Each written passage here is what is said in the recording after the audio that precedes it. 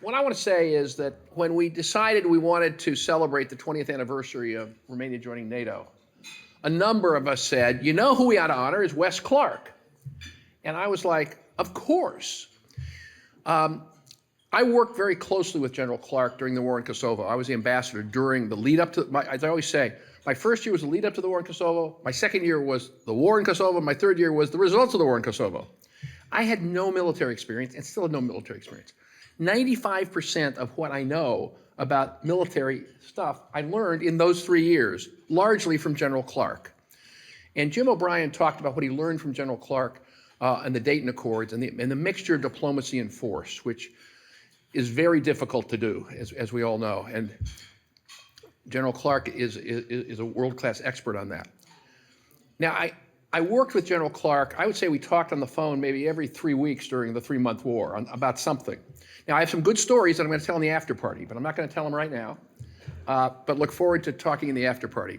But what I want to say is, what I learned from General Clark and the way he approached as NATO commander working with Romania for the United States and for all the NATO allies during the war was why NATO works, which I never understood before.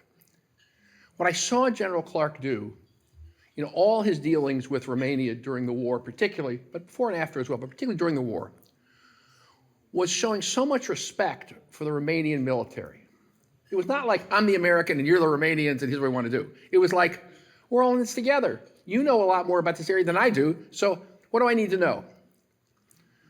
And he knew people because through NATO, the countries in the region, not just NATO members, the military leaders get to know each other. Number two is, he also showed so much respect for Romanian political leaders.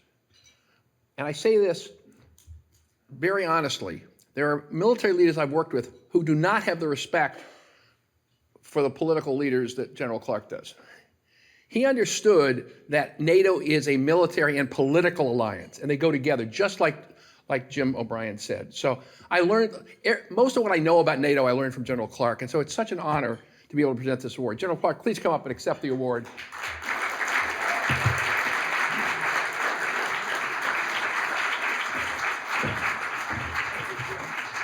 Thank you. We're going to get a picture here someplace? There we are.